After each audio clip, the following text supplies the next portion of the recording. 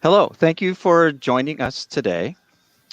We are honored to be a part of this day to celebrate the 20th anniversary of the creation of the Minidoka National Historic Site.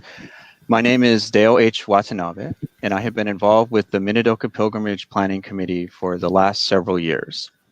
I attended one as a participant and quickly joined the committee the following year and have been fortunate to attend every year since. As this is a live event, if you have a question, please go ahead and put those in the chat and we will try to answer those as time allows.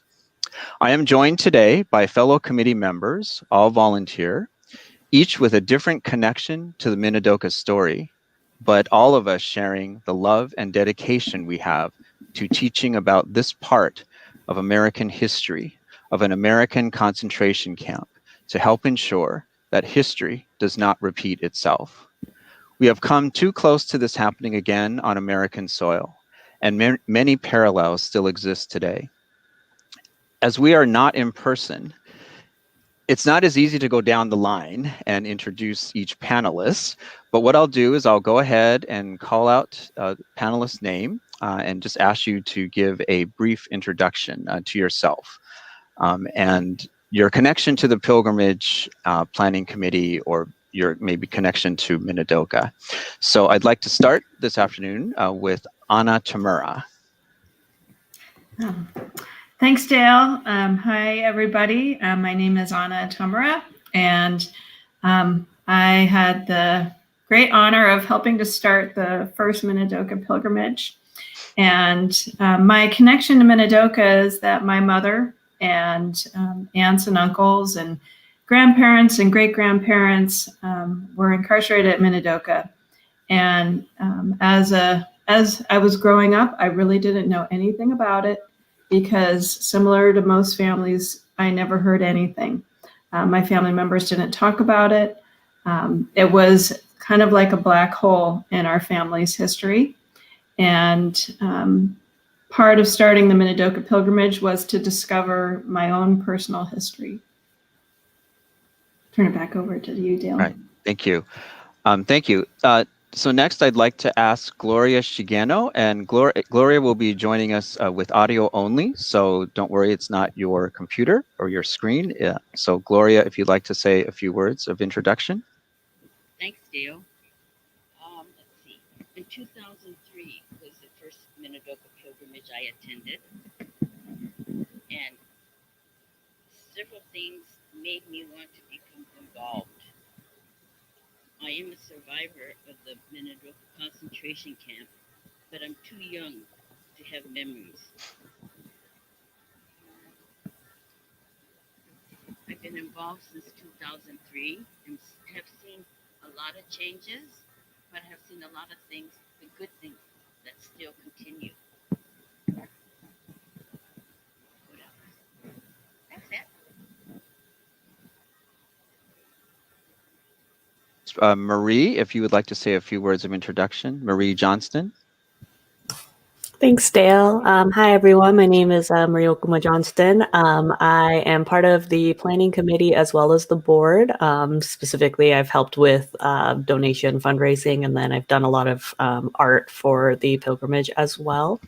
I am Shinise Hapa, and so I was born in Japan and moved over to the States, and so I was introduced to the Nikkei community in Seattle and the pilgrimage.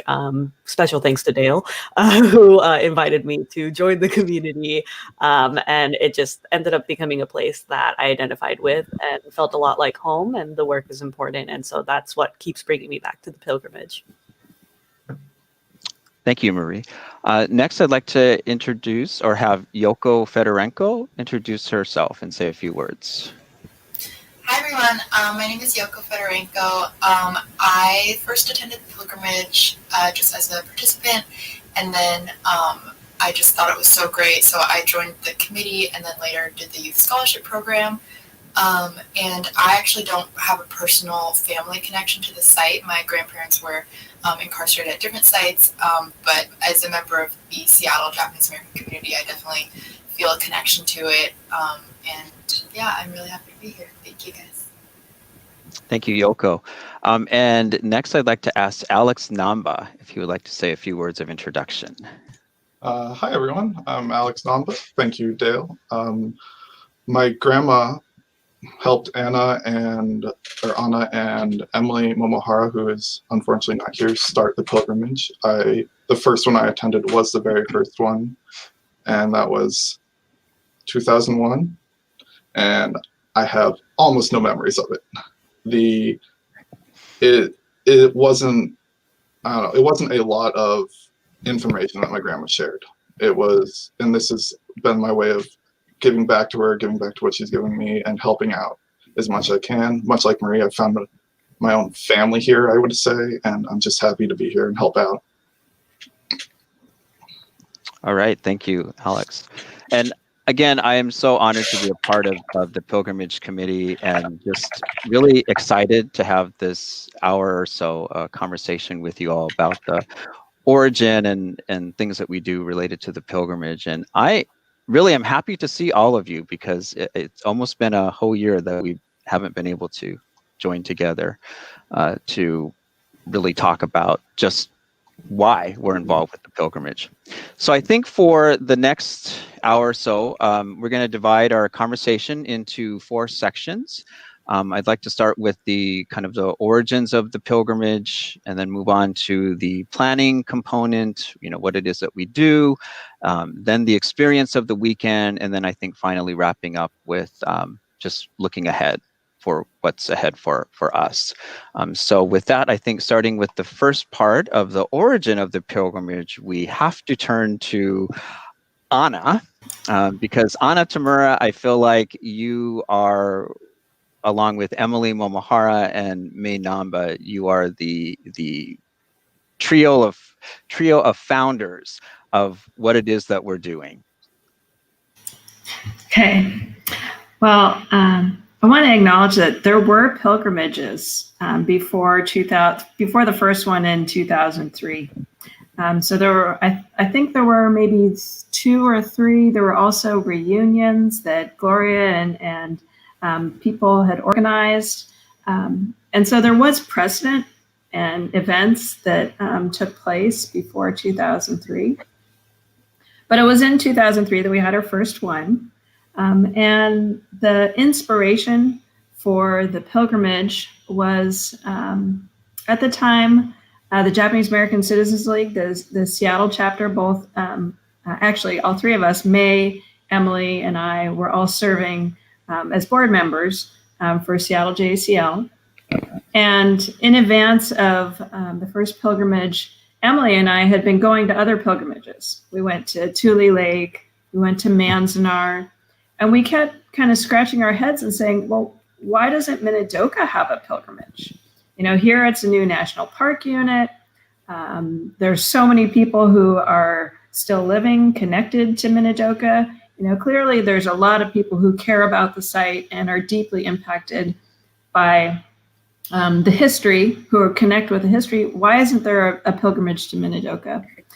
And so it was in a hotel room in Lone Pine, California, which is a small town outside of Manzanar, that we just got to thinking, let's try and organize a pilgrimage to Minidoka. And that was in April of 2002. And then by about January of 2003, we were at the retreat, the JCL Seattle retreat, where we talk about what's going to happen for the year. And we presented the idea to the other board members, and there was near unanimous support for it. And they said, whatever you need, the insurance, we have your back. Please, start off the pilgrimage. And why it was in June at that time was because the Northwest JCL district was having their district convention in Twin Falls. And so it coincided with this big JCL convention, and then the buses coming from Seattle out to the site. And so I think, Dale, were you at that first one? Oh, Gloria, I know, was at the first pilgrimage. And we had about 100 people. it was mostly organized by May and Emily. I didn't do very much, getting the buses, creating the program, figuring out all the meals. I mean, all of that was done in about 4 months by 2 people. And we went out, had the pilgrimage. It was a 3-day pilgrimage at the time. And it was so well received, and it was so impactful for everybody who was participating in it. The National Park Service out in Idaho organized tours. There was the New York Times. We had a ton of press that came for that first pilgrimage. And the following weekend, they did a full spread in the New York Times all about the Minidoka pilgrimage. And it was one of those experiences for me personally that, you look back on your life and you say, oh, I made an impact there. And I think to myself, that is one of the best things that I've done in my life. To see the Minidoka pilgrimage grow to what it is today is unbelievable. It's like making me tear up. But with that, I will turn it back to you, Dale. So I know that you partnered with JCL, but how did you let people know, like the community know, that this was happening? I'm not sure. Oh, okay, that's okay. I think that somehow we did a registration. I mean, this was a lot by paper. There was computers, obviously, and email and whatnot. But the registrations came to May, who did all of the registrations through the mail. Somehow we were able to get the Bellevue Community College, right, to host the location of the heading off point. It was all done so quickly, and there wasn't any precedent for it. So if we messed up, it was okay, and it was a long time ago right now. So it was about 17, 18 years ago now.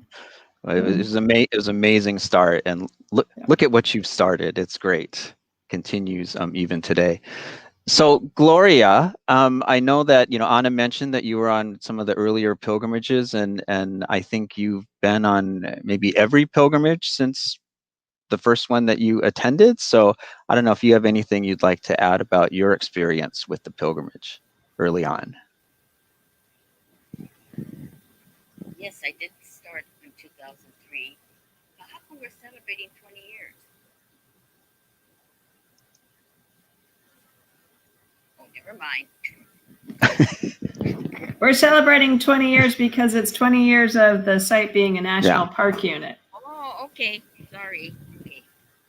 Well, in 2002, there was a group of sanseis and some niseis who are in our early 60s, and we were asked by some of the older survivors of Minidoka to put together a large reunion, and some of them were our advisors. So we did as we were asked, and we were shocked because we had over 8,000 people registered for the Minidoka Remembrance in 2003, and then there were over 10,000 who viewed our exhibits. And to walk behind some of the survivors, you hear them laughing, chatting, and crying about their times of being in Minidoka. And it was very healing to see how it was affecting them. As a result, after I went to the pilgrimage, I said, I would really like to be a part of this. And I was honored when I was asked to help out. And I was raised as a WASP in Seattle. So it was so important to try to pass as a white person, even though, our skin, our hair, and our eyes didn't say so. So we didn't learn very much about our culture, our language. And in fact, I think many of our parents and grandparents were ashamed of what they had gone through. So to me, being able to understand and to share was so important. You know, before I was kind of had a defiant attitude whenever I was discriminated against. But I learned how to teach and to share without pissing off that racist. But I am, and I became more and more proud of being a Japanese American. So anyway, back to you, Dale. Thank you, Gloria. I think I speak for many that you as a survivor and your willingness to share is so important and integral to the whole pilgrimage experience that I feel really just blessed that we're able to work with you on this committee. So Alex, you mentioned this a little in your introduction. Your grandma May has quite the history with the earlier pilgrimages. Do you have any? I know you mentioned you didn't really remember the very first one, but did you hear a lot of stories from your grandmother about early pilgrimages and what led you to kind of become more involved? I actually didn't really hear any stories about the pilgrimage. My grandma did a lot of work for it. I went to the first one, and like I said, I didn't really remember it. I even got the date or the year wrong, but I do have like very small memories, but nothing my grandma was really hesitant to share with me. Even during like when I had school projects, I would try and talk to her about it, and she wasn't forthcoming with the information. And it wasn't until I think 2011 was when I went back and I kind of finally understood what the pilgrimage meant to her, and then that started translating to myself of like, oh, this is what she's been working on, because I'd seen like the project she's worked on for closing ceremony and other things, and I was like, well, that's cool, but I don't have kind of the understanding. And I was like, oh, and then from there I started learning more about my grandma, who, well, very, very stubborn, was never, like I said, not very forthcoming, and it's been a journey, to say the least, to learn about her, learn about what happened to her, and then learning from her and learning from the legacy that she's left. And it's been an honor. Yeah, it was definitely an honor to work with your grandmother. One thing I did want to mention about the early beginning of the pilgrimage is, it did start, and I'm really thankful to the Friends of Minidoka for having the pilgrimage as sort of a committee underneath the Friends of Minidoka.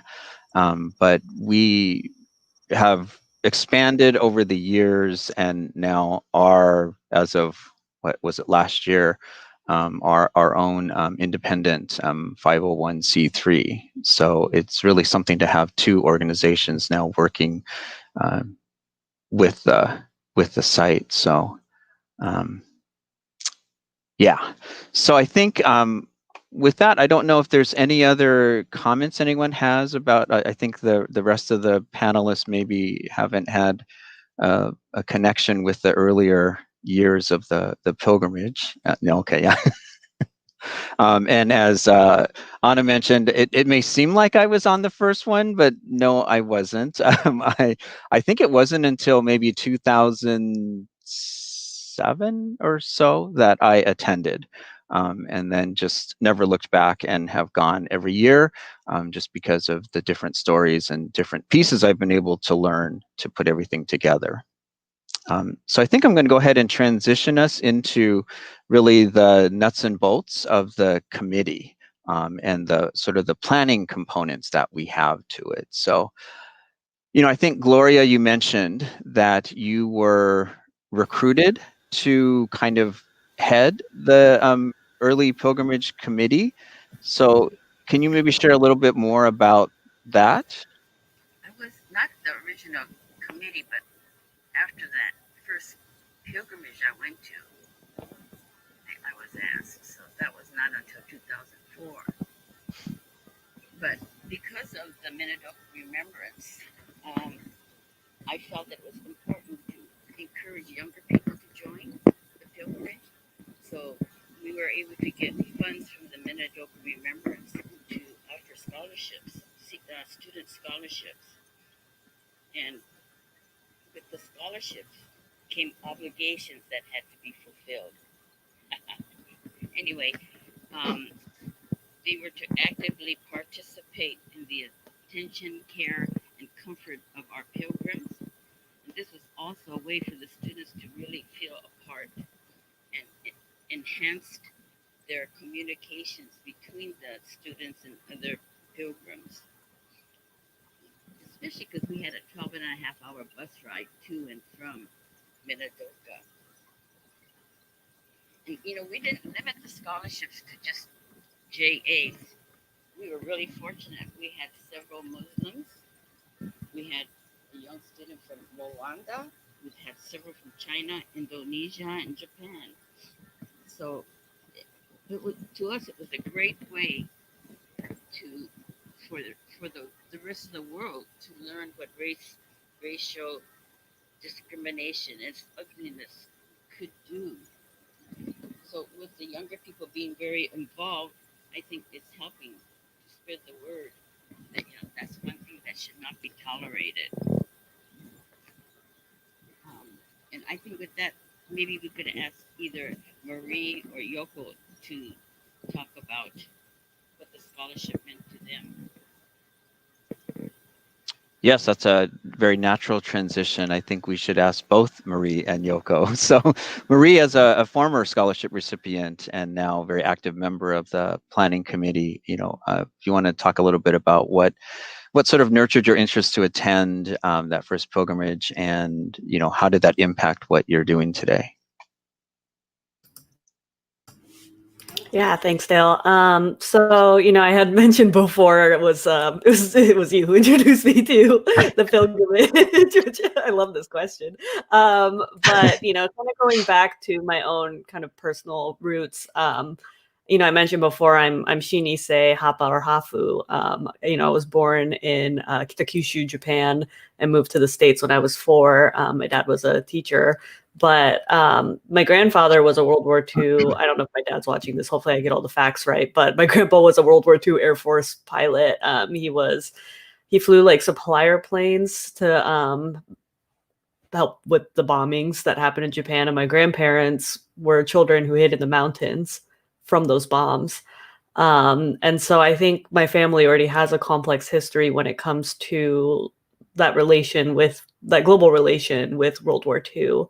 And, when we moved to Spokane, we met a lot of Nikkei who were involved in the United Methodist Church. Some names like Ed Tsudakawa, like the Hondas, the Tanakas, like the Yamadas. There are so many Nikkei families there who were former incarcerees or were just outside the exclusion zone. And so they may have had friends and families who were incarcerated. And so my parents, after befriending all these individuals, we actually tried to drive out to Minidoka to find the camp, and we're not successful because there was no signage at that time. And that was, pre-pilgrimage, pre-site, just pre-everything. And so, it was kind of like a balance between, I feel like I'm a big believer in just like energy and fate. Like, I feel like that comes from my Buddhist Shinto, relations to the world, I suppose. But I feel like my life was always kind of pushing me in that direction of getting in touch with the fact that I always struggled with, this isn't necessarily my history, but now as I've grown older, I'm like, this is my history. This is our history. This is American history, this world history. And it is just as important for me to have a role to be able to continue the legacy of stories, especially as survivors pass on, to help be able to continue finding solidarity with the Nikkei community, but to just help make sure that these stories don't get forgotten, and that this doesn't happen again, and that we keep fighting history from repeating itself and targeting individuals. So I think, just went from kind of feeling confused about how I fit into the big picture until finding a group of people and this wonderful committee who accepted me with open arms and helped me kind of find solidarity and acknowledgement in the fact that I'm also a part of this story too. Even though my family wasn't directly incarcerated, but we're all a part of the story and fighting history from repeating itself. Thank you. Thank you very much for sharing. So Yoko, same question. What nurtured your interest to attend your first pilgrimage? And can you share a little bit about what you've been doing since that scholarship? Yeah, so my first, well, I'm kind of weird because I actually did the student scholarship program after I'd already been to 2 pilgrimages as a participant. My first pilgrimage, I went because my mom was like, "Let's go." She's super involved in the J community in Seattle and is just a no-brainer kind of. Even though my grandparents weren't at Minidoka, the story is so ingrained in how I feel about myself and the world around me. And to me, the site itself, it doesn't have to be as literal as that. So that I went to my first pilgrimage, and then I want to get involved in the committee, and the scholarship is such an amazing program. You get to be helpful, which feels really nice when you're faced with all this pain and injustice, and you see like an old person that you can help onto a bus and feel like, okay, I did something good. And I learned so much. Such an honor to do that. Afterwards, I think what Dale is alluding to is that me and 4 other scholarship recipients who had met on pilgrimage formed a new iteration of the Japanese American Club at University of Washington. So there had been various Japanese American clubs, but it had kind of died out, and we restarted it and got this really great group of kids together, and it was so amazing, and it was just like amazing to be a part of that and know that we would not have met if it weren't for the pilgrimage. And so to me, as much as the pilgrimage is about connecting to our history, it's also about connecting to our own community and the other people that are part of that community. And it just kind of changed my trajectory. This club was like a huge part of my life while I was in school. And so I'm really grateful I got to meet those people. But yeah, that's pretty much my story. Thank you, Yoko. Yes, that was the story I was thinking of. So I appreciate you sharing that. I think something that we've been really fortunate with our pilgrimage committee is we've been able to partner with different organizations to do our fundraising. And was it in 20, okay, help me out, guys. Was it 2010 that we had our first Day of Remembrance Taiko fundraiser? Okay, I'm going to say it was 2010 that we had our first Day of Remembrance Taiko fundraiser. I know we definitely had it in 2011, so I think 2010 was the first year. The funds from that fundraiser go to support our scholarship program, and it's not only for the youth scholars, but also the senior scholars and or elder survivor scholars. So we do offer scholarships to anyone who was incarcerated, not just in Minidoka, but in any of the camps. And if they're over 80 years and above, they can apply for the senior scholarship, which will cover everything. They won't have to spend money on anything except maybe getting to Idaho or getting to the bus in Bellevue to take that trip to Idaho. And it's a partnership that we've been working with Seattle University to offer. And so as a part of that, we've also been encouraging at least one Seattle University student to attend the pilgrimage every year. So I think before we move on to another section, I do have one more question for Anna, just because I've always been so impressed with your knowledge, your understanding of the site, and your history with the site. And I was really reminded in the previous panel just how involved you have been. So I guess I'm curious. I think of you as our sort of NPS or Minidoka historian, that you know so much, and you've helped to organize the tours of the site. So is there, like, I don't know, can you just tell us a little bit more about that involvement with being both on the NPS and the committee side? Sure.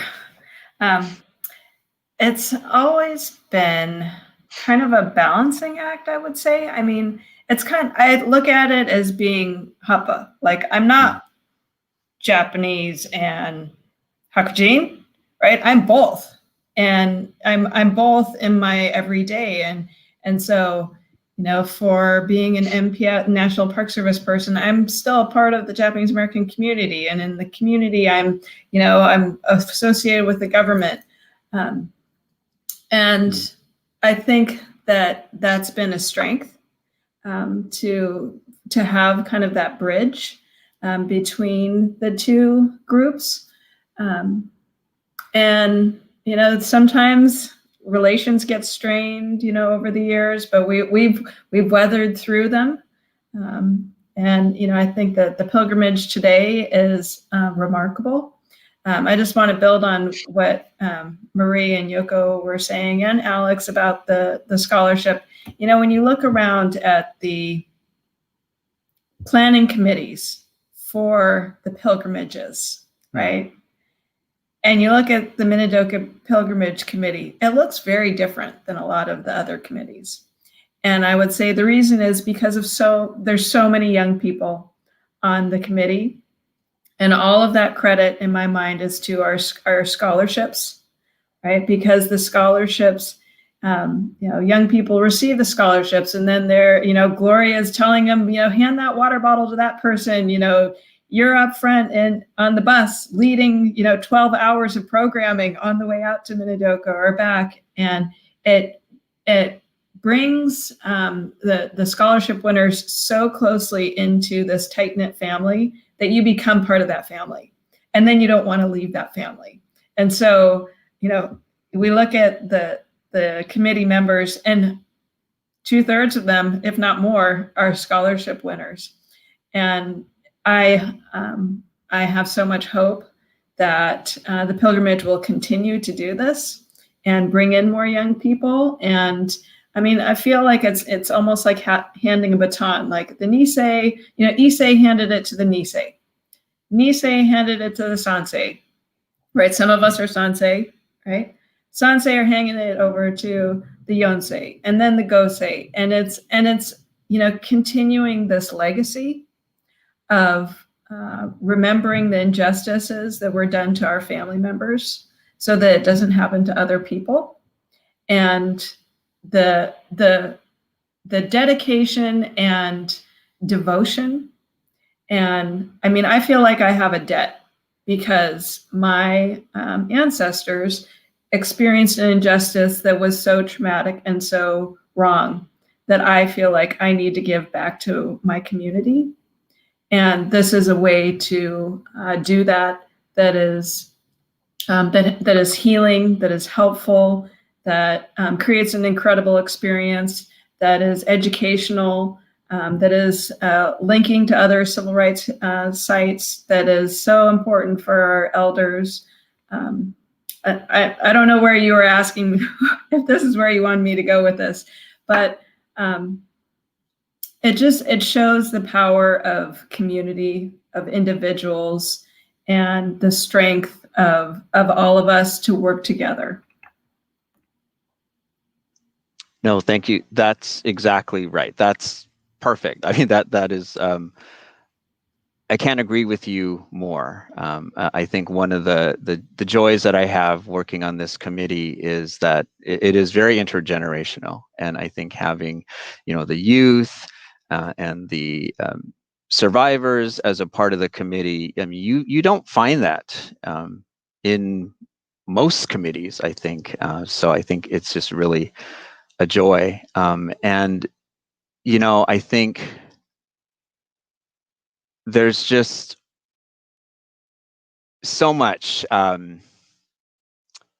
can I say this? There's so much hate that's out there and injustice. And I think that with the work that we're doing on the pilgrimage, I mean, it really is about justice. And I think about doing the work that I do, working with international students. It was the events of 9/11 that actually made me look at what happened to my family in 1942 and why were they targeted.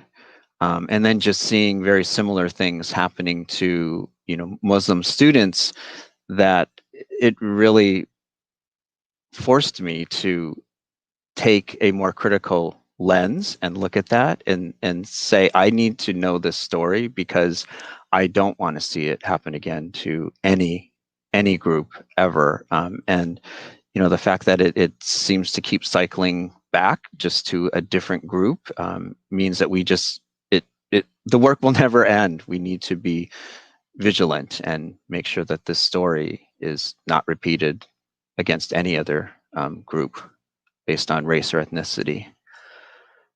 So I think, in the interest of time, I think moving on to sort of the third section of just actually talking about the weekend, I'm hoping that the rest of our committee members on the call today can also help assist in sort of describing to the audience what experience of going on the Minidoka pilgrimage is like.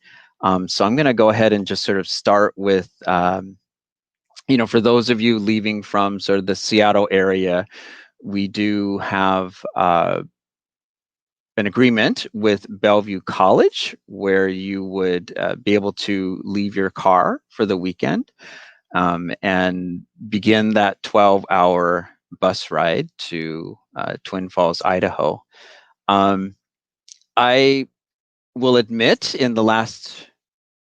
after the first year, I have chosen to drive myself to Twin Falls, Idaho, but part of that is we've taken my 90, well, she's in her 90s, mother on the pilgrimage, and it's hard for her to get in and out of the bus, so we've just chosen to drive. But I do remember the bus ride as being a real bonding sort of moment and getting to meet people through Gloria's wonderful games and activities and friend bingo and sharing a bento. So, it is part of, I think, the experience. So I don't know if any of the others want to share any reflections about the bus ride. No? I know Maria's taken the bus. Alex has taken the bus. I guess I'm happy to chime in a little bit where, I only rode the bus for my scholarship year and then I've driven the other years because I tend to be the delivery person of the pilgrimage with my car. But, I think the power of riding the bus I think it really is a reflection of the healing process that pilgrimages can provide. Because the first time that people went on that trek or that journey was on, trains where they were forced to go. And, reading through novels and books and, hearing individual stories, you had to be quiet. You couldn't look out the window. It was hot. It was muggy. Boy Scouts were used to deliver mail. There was just so much that was happening. But then when we go back on this journey together as part of the pilgrimage, even, I remember talking to somebody about this when you're actually riding the tour bus to the site and you follow along those railroad tracks, like you're reclaiming that journey in a way where you're now going back by choice as a form of healing. And so when we do those games or sing the Bento Bako song, do the music trivia, like there's so many of those games that happen every single year, but all of that comes from a form of, community building and just acknowledging that we're now going back together and this is now a time of unity. And it's almost like a transition from our world of being in our homes to all of a sudden united in this new location to share this collective experience, to repair from this collective trauma. And that was the power of the bus ride for me, and something I've really reflected on over the years, and something I continue to reflect on every year, especially as we take the tour bus onto the site. Thank you, Marie. Very, very well said. That reminds me of the year, I think Yoshi Nakagawa was one of our keynote speakers, and that was the year that the bus broke down outside of somewhere in Oregon. I think it broke down. And Yosh, in his keynote address, made a point of actually reminding people that what a great experience that was, and that what kind of community was built over the fact that this bus broke down, and you got to see the pilgrimage committee in action trying to get people to the site, and also get another bus so that we would have enough for the site tour. So yeah, it was pretty remarkable. So I think moving on to the next day, or the night that we arrive, I think Anna has also mentioned about this, that when you take the 12-hour bus ride, we arrive there usually in the evening, and we start the weekend with a picnic out in usually what is, well, not usually, which is called Rock Creek Park. And that's just sort of a time for people to kind of reconnect. And one thing I've loved about that event is just seeing people very excited to see others who are joining them for that weekend experience. I'll just add. Oh, yeah. I'll just add to that. You know, I've had family members, have family all over, like a lot of people do. I've had family members, especially the ones from the East Coast, who came on the pilgrimage and didn't, that was the first time that they were surrounded by Japanese Americans, right? That the majority of the people that they were looking at had the same personal experience that they did. And I think for people who maybe grew up in other locations where there isn't a strong Japanese American community, like in Seattle or in Portland, or, you know, along the West Coast, it's really powerful, especially for a lot of young people, to see there are other people who are Hapa, or, you know, who are in this intergenerational group, or, you know, whatever it might be. I've talked with so many people who've had that experience over the years, and it's you know, for the bus riders, they're exhausted. You know, we're welcoming them to the site, and it's the first like collective activity that we do as a group. You know, there's a lot of reunions, right? People who haven't seen each other for a long time. It's a really special time.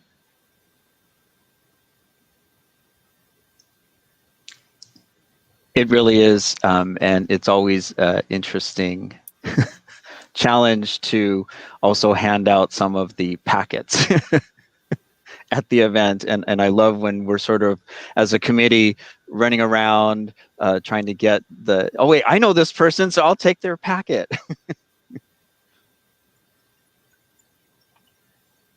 So then I think moving on to the next day, and this, I guess, kind of requires a little bit more of an explanation, because I know in some of the other panels today, they've talked about the pilgrimage being, you know, 3 days, 4 days, and that it has changed over the years.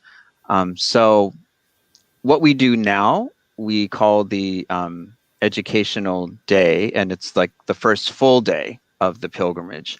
But the roots or history of that is we used to partner with the Civil Liberties Symposium, and so we actually did attend part of that for 1 or 2 days, and then started the pilgrimage. But we now sort of do our own day of educational programming, and committee members actually have worked on that to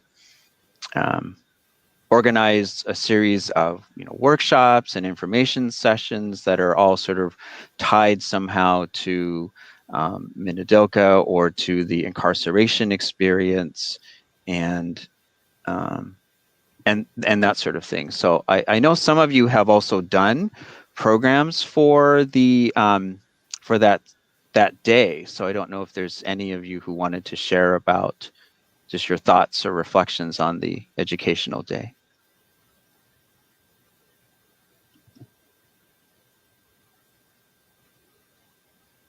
Or not. Okay. So another component to the educational day is we often create our own set of merchandise. So I would like to kind of just throw it over to Alex because he has sort of naturally become our store manager. I still don't know why you guys let me do this, but you know. Yeah, so every year we have a store at both the Tycho fundraiser and then at the site itself. All our merchandise is our own designs, whether it be community or within the pilgrimage committee itself submitting things. Our goal is usually to have something new every year, and everything goes back into the pilgrimage. It is there for varying times and varying dates, because I also need to enjoy the pilgrimage and would like to learn more about myself and my community and committee. So, but we will always be there, I think, for at least a day total, like maybe 8 hours total. We have the fundraiser there with Marie, who helps out with that. And yeah, it's just been a great way for me to meet people who come to the store. I'll probably try and fast talk you into buying something else because, you know, it's for a good cause, a great cause. And we really appreciate everything that everyone has donated or bought. Thank you very much. I think something else that's so great about I haven't gone to the other pilgrimages personally, so I can't speak to them, but at least my experience with this pilgrimage in particular, and a lot of credit goes to Aaron Shigaki, all the merchandise is created with look at all the heads nodding, yeah. But all the merchandise is created with such intent.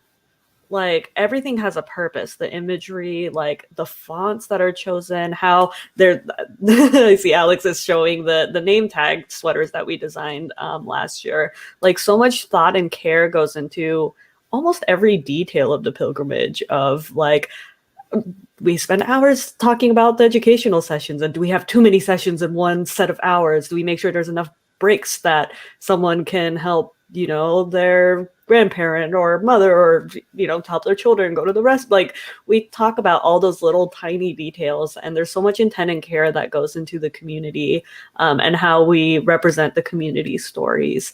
And that's also been something that has been wonderful to, work with Aaron on, is that we will design merchandise that'll be, we talk about like the gift shop and the store, but the store also carries a story and has its own purposes. And then those funds go back to help continue, the legacy of the pilgrimage. And so it kind of all comes full circle in that sense. I mean, even with the raffle, a lot of raffle prizes are donated by our own community members.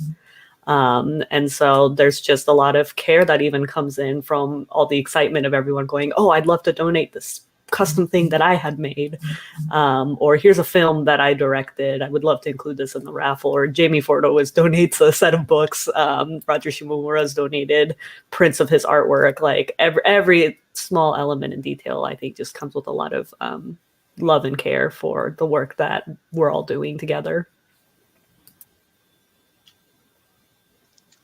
Yeah, it's definitely effort by the community, so we wouldn't be able to do it without their support or contribution. So I think, moving on to the next day, that's pretty much, oh, sorry. Sorry, Dale, before we get too far from this, yeah, we're working on the online store. It's a lot of moving parts that we've been trying to nail down for a while, and the last year has been very hard for us. Thank you, though. We're working on it. Oh, I'm sorry, I didn't see that question. Yeah, we do have some products for sale. Yeah. Yeah, if you go to the Minidoka Pilgrimage website, there's a store option. It's not all the selections of items because they're all shipped out of one individual's home. And so we unfortunately can't do all the items, but there are some that are for sale currently at the moment. Cool, thank you. So I think moving on to the next day, that sort of is our day to go to the site. And, you know, Anna kind of talked a little bit about that earlier, but I think, you know, without your knowledge and expertise of the site, I don't think we'd be able to do the tours. And then with the cooperation of National Park Service. So I don't know if there's, you know, anything you'd like to just sort of mention about your vision when you're organizing those tours. Yeah, I think this is one of the highlights, right? It's why we all travel out to Minidoka, out to Idaho, so that we can literally walk on the ground that, you know, our parents or ancestors or, you know, the incarcerees experienced. And so the power of place is so important in the pilgrimage. And you know, there's a lot of buildup to the day of going out there. You know, we purposely designed a full day of education so that before you arrive at the site, you have some basis for understanding what occurred there, right? And so once we get on the buses, right, and you know, everybody's assigned a different bus, and we have different tour guides, 4 or 5, depending on the group size.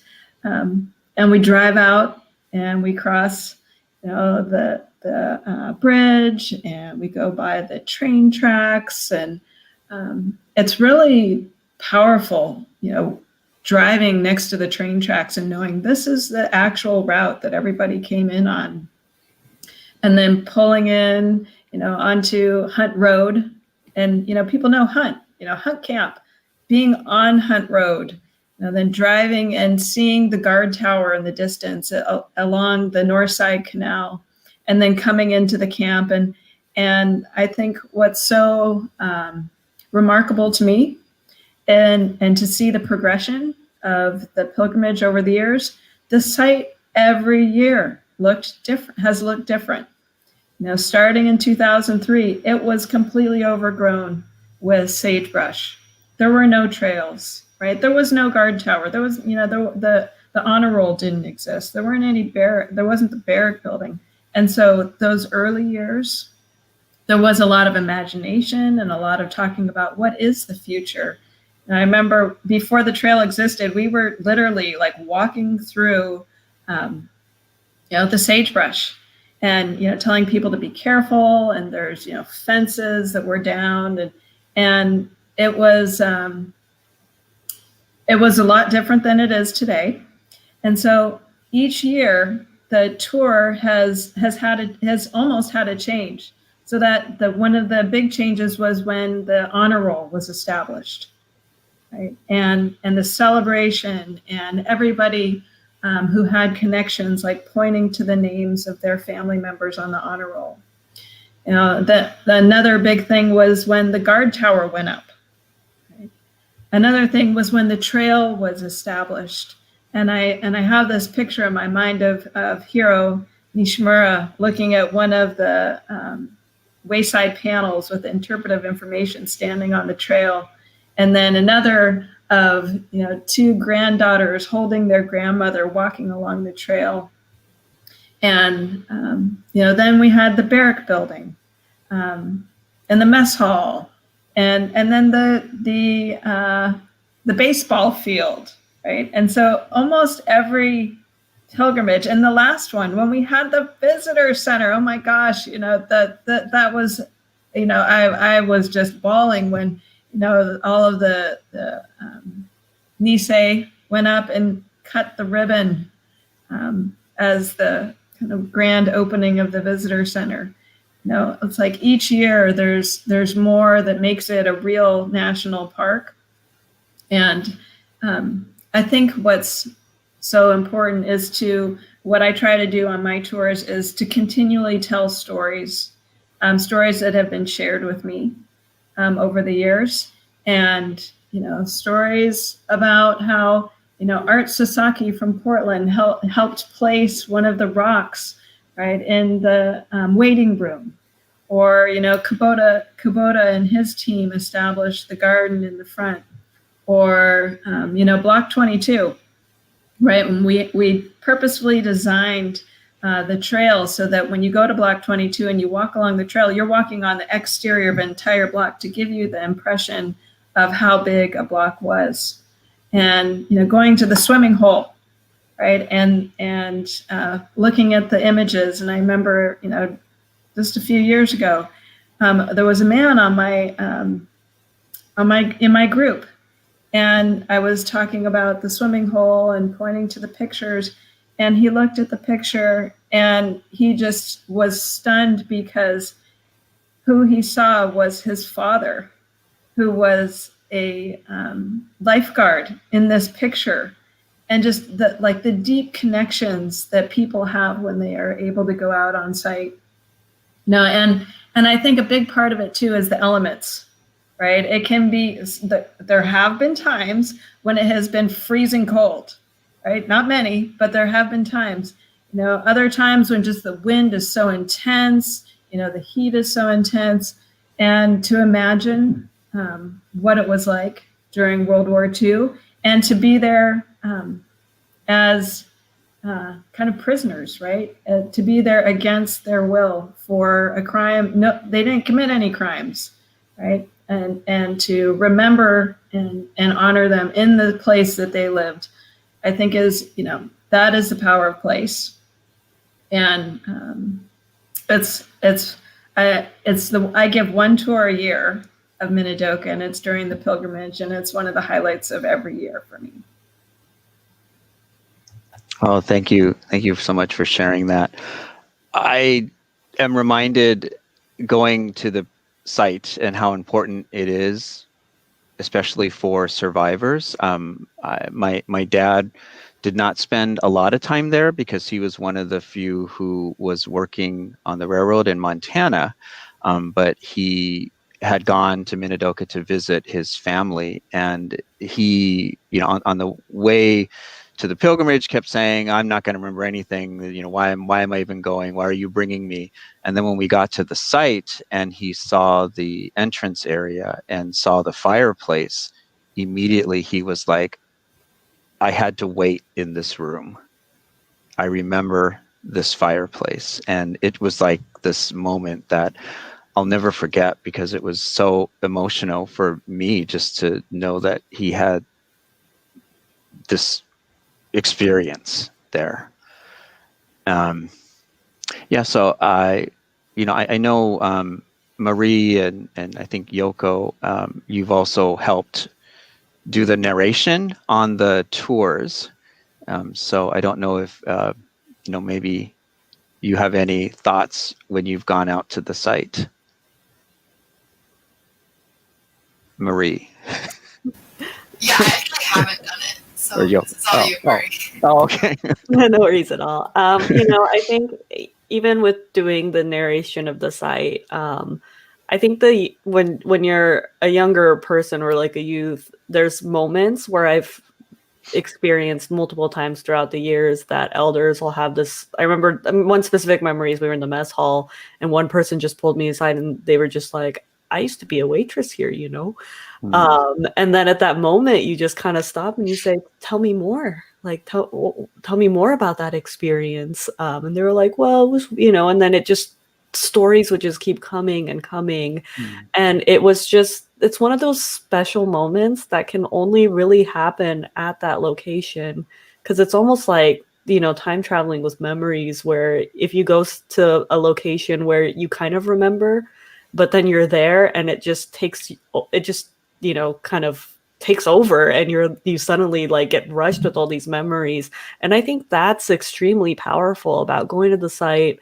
And as we see more of these buildings come together, unfortunately, as survivors are getting older now, it's the stories of, I remember a story about so-and-so, like, I remember a story about your grandma or your grandpa, or great grandma, great grandpa that has specifically to do with this room. And it's those things that I think you can really only experience when you're there, which is why that year for my youth project, we did the Voices of Minidoka, where we recorded, oral histories of people telling us stories and took photos of them in the location where they were telling us those stories. And so like the story about the mess hall was a photo of someone in the mess hall, to really kind of tie those two together. And so, I think that has been one of my highlights, I suppose, like favorite parts of going on the tour. Everyone's hot. We're all holding water bottles. And, there was the one year we had to ride that like quad thing to help transport people back to the warehouse because it was so hot. But everybody's still pushing through because they want to share their experiences, sometimes privately, sometimes in a large group. And I appreciate the care, particularly in Anna's tour that I've had the fortune of getting to be on almost every year, where those opportunities of inviting people to talk about their specific memories and their specific stories has been a really wonderful experience. Thank you. And that is a natural transition to talk about what happens next. After we spend time at the site, then we'll have lunch, but then we'll gather after lunch to have what we in the pilgrimage schedule call our talk story and elder survivor panel. And Yoko, I know that you have helped with the talk story section, and if I'm not mistaken, you may have even moderated one of the elder panels. So maybe if you want to share a little bit more about that.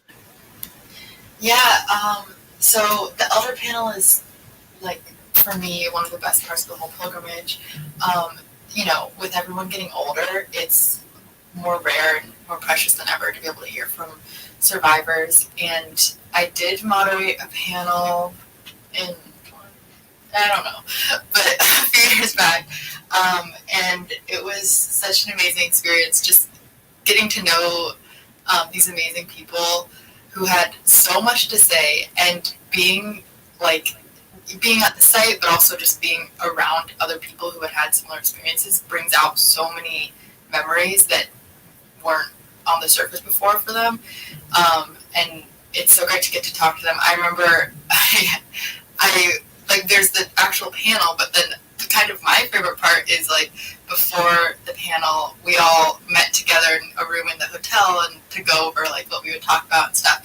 And I thought that was just going to be like, we had scheduled it for like 20 minutes, and I was in there with them for like an hour and a half, because there's something about these Nisei who just, they have had this horrible thing happen to them, but they have this sense of playfulness.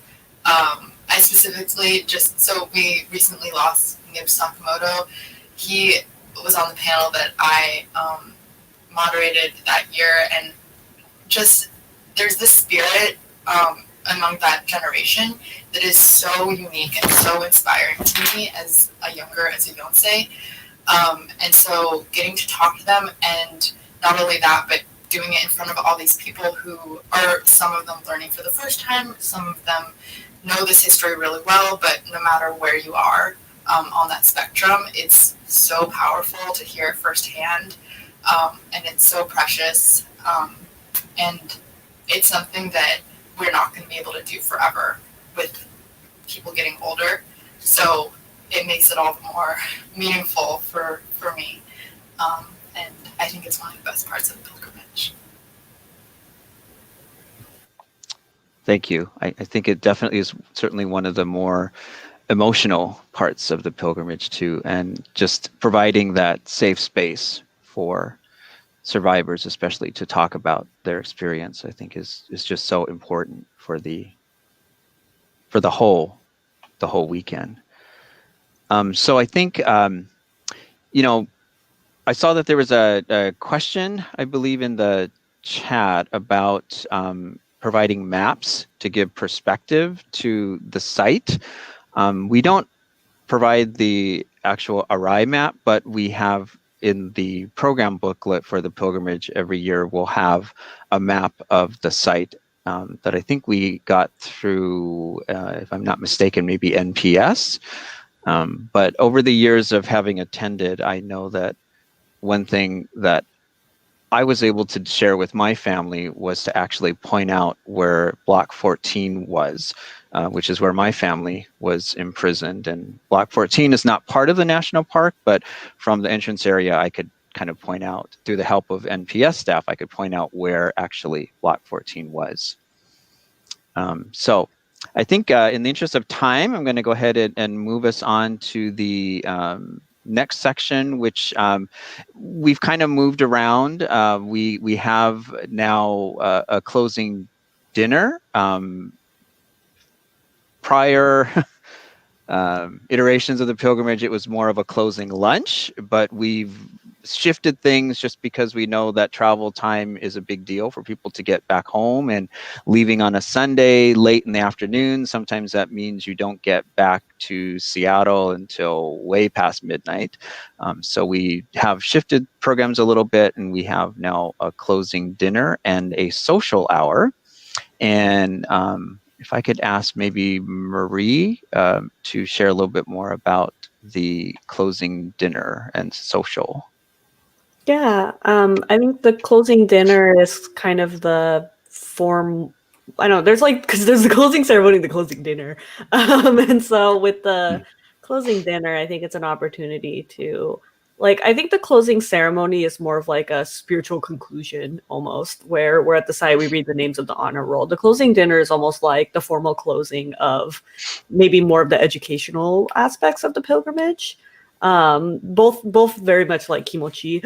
But with the closing dinner, we've had keynotes throughout the years. We kind of do final call for our raffle, and do a raffle that night as well. But it's an opportunity to just kind of thank leadership for their work, giving the scholarship recipients an opportunity to kind of share their experience and what they had learned, because then the focus for the following morning for the closing ceremony is really focusing on the site itself and the former incarcerees and the survivors. Hope that description is okay. Mm-hmm. But I think that that's kind of like the formal conclusion of the program is kind of what our closing dinner really is, just the formal closing of the educational side.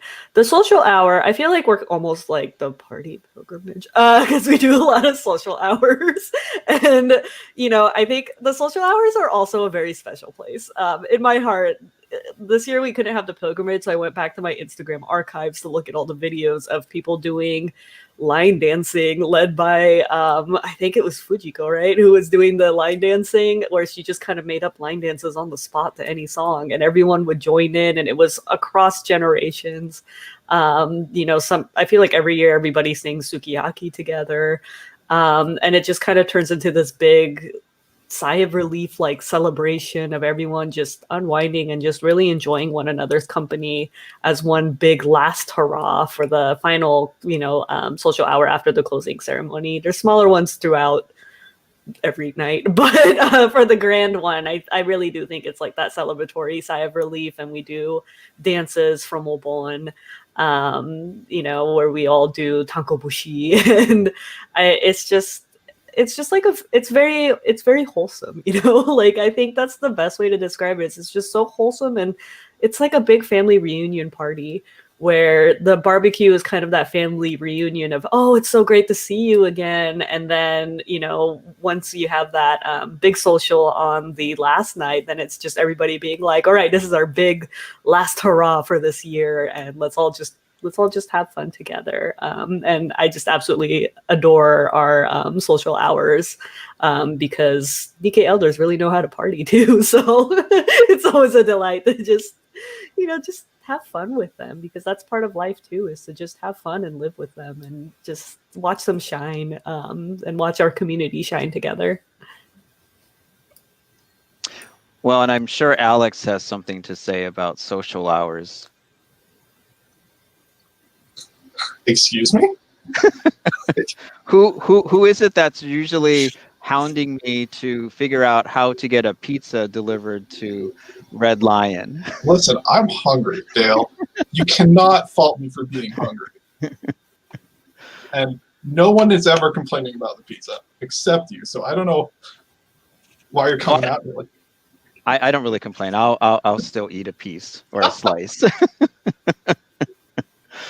But no, I think it is very, like Marie was saying about the social hours. I think we can all think about the pilgrimage that we had where the hotel that we use as our base, the Red Lion, had lost its liquor license.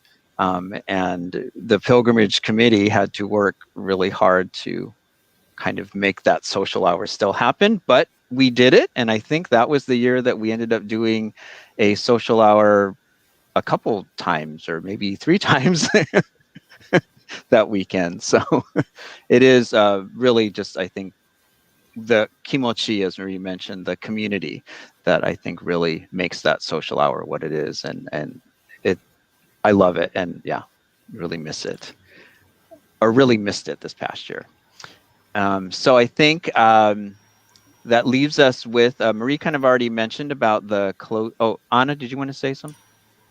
I just wanted to say for my uncle who's turned 88 this year, for the elders to like see their descendants just have so much fun, and the joy that brings to them is just kind of what it's so heartfelt, and it just makes the pilgrimage what it is.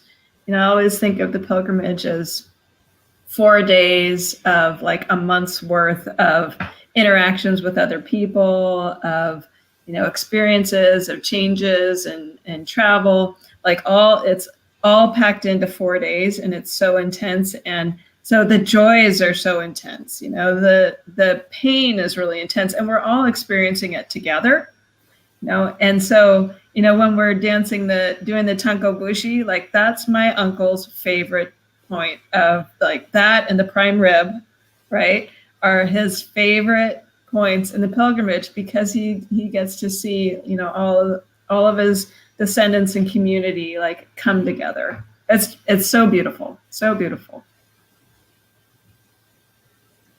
Thank you. Yeah, it really is. So I think, Marie kind of already mentioned about the closing ceremony. And I know in I think a prior panel, maybe Anna had mentioned about some points of the closing ceremony. And, it really is just that final sort of formal program of our pilgrimage. And we work really closely with, National Park Service, because we have the closing ceremony back at the site. And in the last few years that I've gone, there's only 1 year that it wasn't in front of the honor roll. And that was the year that we dedicated the baseball field. And the reason for that is we wanted to be in the space to overlook the baseball field as we dedicated that space. But as has been mentioned, I think one of the things that is very emotional for many about that closing ceremony is the reading of the honor roll names of those who were killed in action. And we've made it a point every year as a part of the closing ceremony to read each name. And we have a memento that we usually leave at the site. And I know, Gloria, it's been a little hard to hear you, but I don't know if you wanted to share anything about the mementos. Oh, Gloria? Okay, maybe she is not on anymore. Okay. It says for me not to, because people can't hear me. That's that I don't speak. You did hear Okay. me? Yeah, no, that's okay. So we'll go ahead and I think I know Marie has worked on one, but I'm wondering if maybe I keep asking Marie. Sorry. It's okay. I don't know. Yeah. I don't have the historical knowledge of the memento, and so I would love if you or Anna wanted to chime in, but I can at least talk about the memento the last few years, where, you know, the memento has been people putting their names, wishes, whatever it may be, and tying it to the replica of the barbed wire. And there's the one year where we took the, you know, there's been many years where it's been Sudo. There was one year where we did the name tags and had them be the color of Tanabata. Because the pilgrimage fell over the dates of Tanabata, and Tanabata is about writing your wishes on the origami onto the bamboo tree, and then I think you either burn it or send it down a river, which we do not do. But you know, the year before, we did it on Emma plaques, and you know, Emma translating to picture horse, which I actually happen to have one on my door here. But you know, Emma at shrines and temples, you write your wishes on there, and then the horse carries the message to the afterlife, to your relatives and your family. It's a spiritual connection. And so I think that it kind of provides people an opportunity for maybe movement towards closure, to just be able to write, like, if you read the messages, sometimes someone just writes like, never again is now, or someone saying, I wish this, you know, like, I wish for peace, or someone just writing like, you know, in memory of relatives. Like, it's just that opportunity to kind of put something symbolic. And I think it really adds to the part that this isn't just the national park. I think this conversation's come up multiple times. This is a spiritual place. This is a place that has people's legacies and their lives and their memories. And I think that the closing ceremony, the memento, has done a beautiful job of not only really capturing those feelings, but really going back to, I think, really connecting with some of those Japanese traditions that were brought over, that carry over in a lot of Japanese American families. And I know that people were talking about how they felt with the Emma that year, of just how it really felt like culturally connecting for them. And so I think I've just been repeating myself about the amount of like love and care that goes into everything that we do. But that is something I really do want to highlight and emphasize as part of the pilgrimage and the journey, is that it's really to help take care of the community and help meet people where they're at, so that they can take the steps that they need to in order to start the process or continue the process of healing and reclaiming their history. Thank you. And before we move away from the pilgrimage, I do want to make sure that we also give space to talk about, you know, just the intergenerational nature of our participants. And it's really only in the last five years maybe, that we've had a youth session, and I don't attend. I can't. I'm too old. So it's like, I'm going to defer to Alex, Marie, and Yoko to kind of share about this wonderful component of our pilgrimage. We would accept you, Dale. You could come. That time has passed. Yeah, I'd love to talk about the youth session. You know, I think the youth session really it exists as a opportunity to unite the next generation. You know, Anna was talking about this before, where you know, this is the baton passing. Like, the youth session is almost the symbolic baton passing, where you get the youth together to just process. And you know, the years that I've led the youth session, I've had people ask me, they said, oh, my kid is like 9, are they too young to come? And my general philosophy is no, because our youth definition is under 30. Like, it's really wide. But even when you're whatever age you are at under 30, you're at a different stage of kind of understanding your own relation with the information.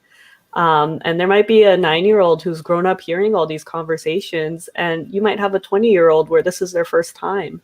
And it's not even necessarily always about age. It can also just be about life experiences. I know, you know, Anna also mentioned earlier about her relatives. I believe you said it was your relatives who said that this was like the first time going into a space where there were so many Nikkei. And so the youth session kind of serves as an opportunity to unpack that. And so I know that I think it was Ken Mochizuki who asked a question on YouTube about what are we going to do in the legacy sessions or the talk stories when the when the elders pass, like, what are we going to do next? And I think that this is what the youth session has kind of been about, where we've done different types of activities. One year we did a what, so what, now what? Like, what are you feeling? And then, so what about your feelings? And now what are you going to do about it? Like, doing an activity like that. And we split people up between elementary, high school, and college age. And at the end of the day, the core was the same, where you had a kid saying, I'm mad. And then you had a college student being like, I am frustrated with the oppressive nature of it. But at the end of the day, the kids kind of got to that core message. And so I think youth at any age are ready to engage in this conversation no matter what. And so for our youth sessions, they're kind of a mix of socials and games, and then kind of also having an opportunity for a discussion or a call to action, because, just trying to be inclusive about disabilities. If someone has anxiety, they're not really sure what to do. If it's just a social, like, this gives an opportunity to kind of break the ice, get to know one another, but then really dive into, do we want to just talk about how we're doing, how we fit in, like, what's going on with current events? 2 years ago, we did a call to action of writing to representatives. And there was a lot of like the 20-some-year-olds were really active in civic engagement. And for some of the younger kids, that was their first time ever. And, there was one kid who was so sweet who was like, I really want to write to my representative about school shootings. And I said, great. That's a start. Like, let's do it. And so, we talked about how to write that letter, and that'll carry on to, their legacy of wanting to be engaged every other year as it moves forward. Then once a legacy session ends, the kids go back to their parents, the high school, the 21 under people kind of find their own pockets of people to hang out with. Anyone over 21 moves over to the bars, but people find their own groups afterwards. But I think the youth session is kind of providing an opportunity to remind ourselves that we are the next generation. And this is our call to action as a united front to figure out what's next for us, because at the end of the day, it's us. Like, it's on us, and it's something that will continue on throughout the years. And I don't know if Alex or Yoko wanted to chime in at all, but that's kind of been my experience with the youth session in the last however many years. I would chime in, Marie, but you did such a good job covering literally everything we do that I don't really feel like I can add much more than. It's been an amazing experience, and I'm going to be sad when I turn Dale's age of 31. 31. I would just maybe add, like, for me,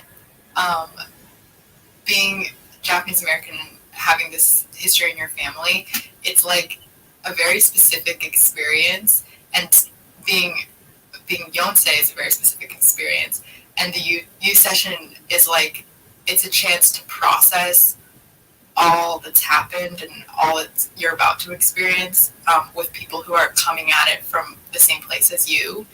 And, like, it's so great to talk to elders and stuff, but it's so great to also be able to be like, hey, like, our grandparents all went through this thing and it impacted us in this way that's, like, intangible and shapes who we are.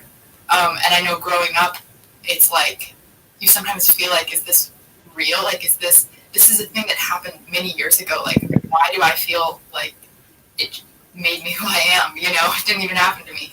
But then you kind of getting to talk to people your own generation, your own age, you kind of realize, like, no, I'm not alone in this, and other people are feeling the same thing, and that's super powerful for me.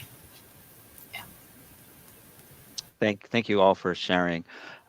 I think in the interest of time, we probably will sort of wrap up. But in my kind of final section, I guess, sort of looking ahead, I just have a question that I'd like to pose to all of you, really. What do you see as what's ahead for the pilgrimage, and what are your thoughts about 2021 and beyond? And maybe start with Anna.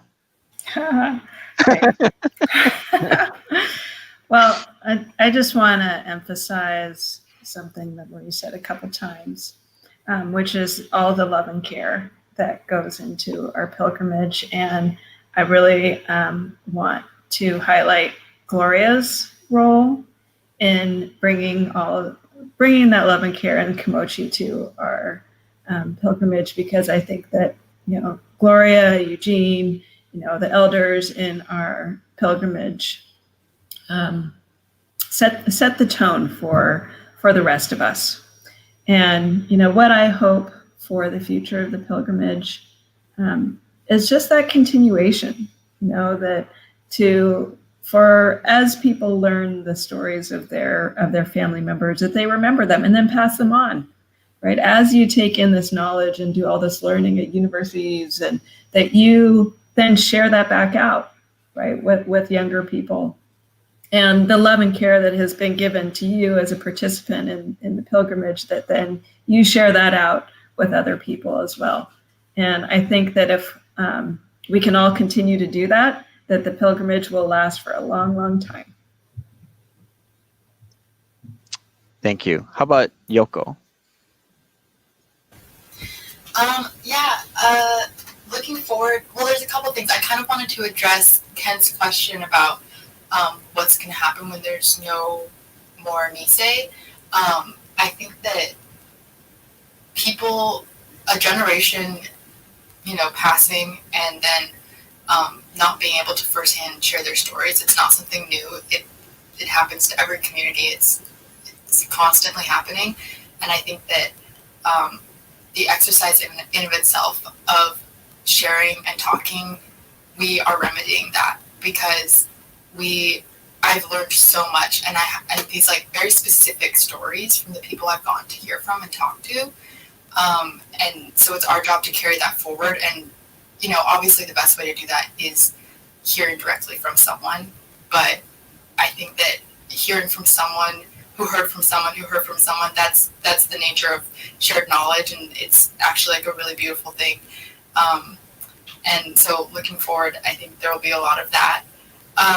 Also, I think that something that is also just a really beautiful tradition in our community that I think will be happening a lot in the future is the idea of bringing other communities and their stories and relating it back to what our community has gone through. And I think that's been becoming a bigger and bigger part of what we do. And I look forward to that being even bigger. It's so important. And at the end of the day, that's like why we're all here, is to make sure it doesn't happen again. So I think the future holds a lot of that, and I look forward to that. Yeah. Thank you. How about you, Alex?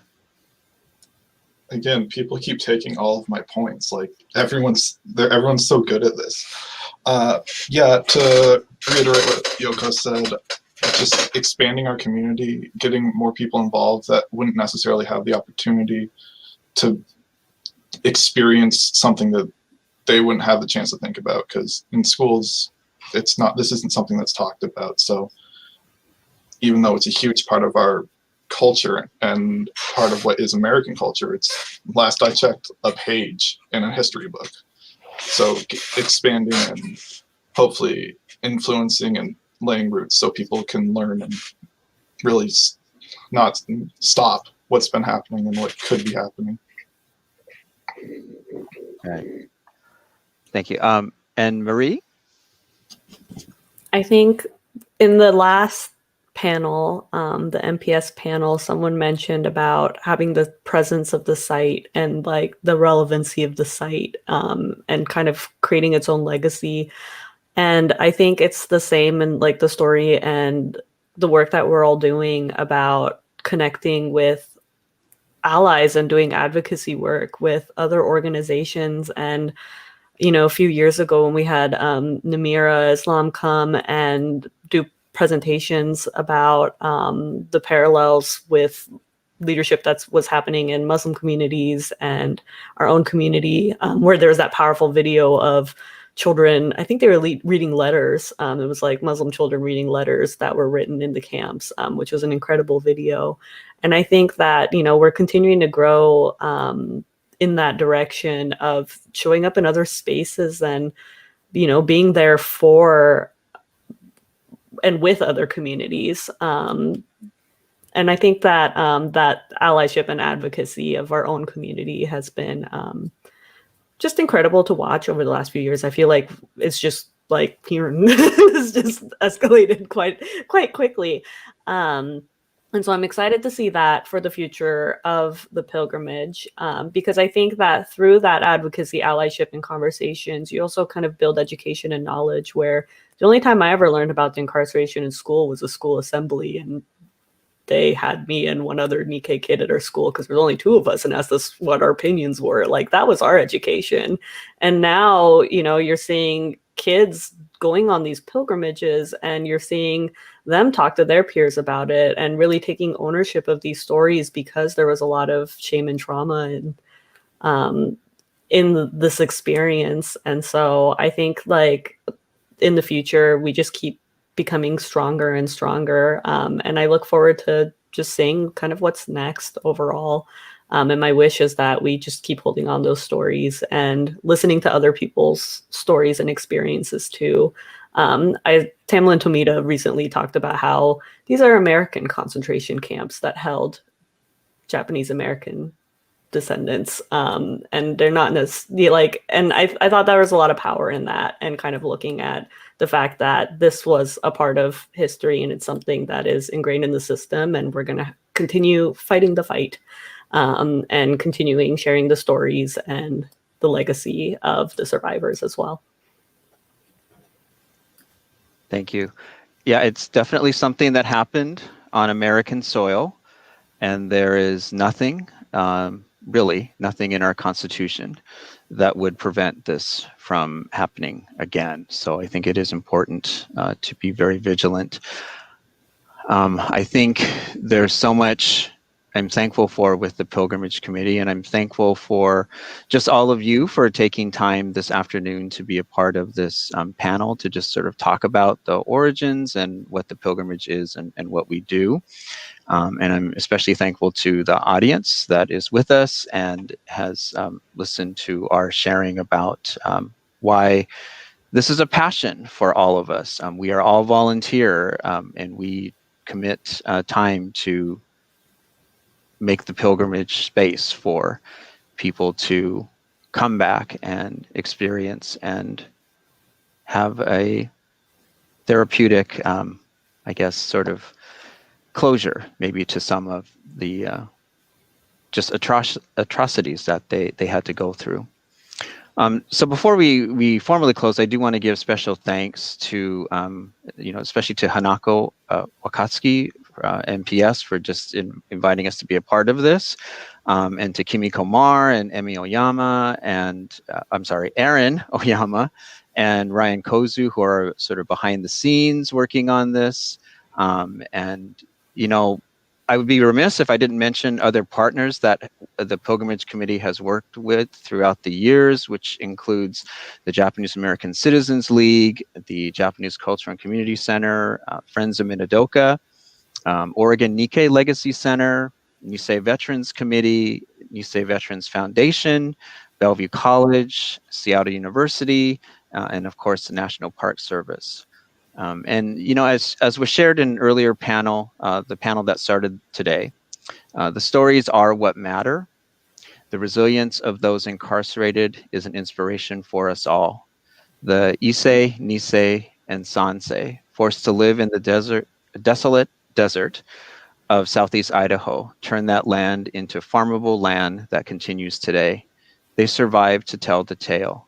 To the survivors who have passed, and those watching with us today, your stories will not be forgotten. Your story is the reason we do what we do.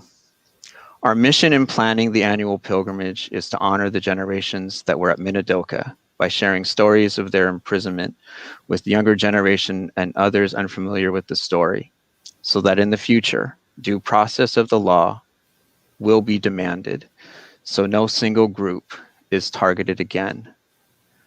Unfortunately, due to current conditions and with an abundance of precaution and safety, we will not be holding the 2021 Day of Remembrance or Minidoka Pilgrimage in person this year.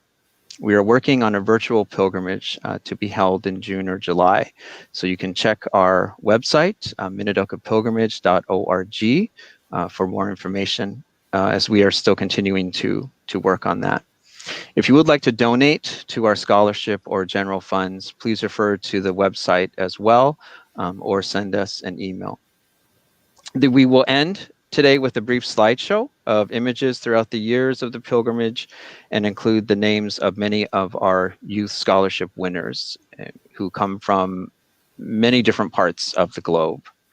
And as this is the weekend that we celebrate Dr. Martin Luther King's birthday and remember his passion for justice, I just want to end with this quote: "The function of education is to teach one to think intensively and to think critically.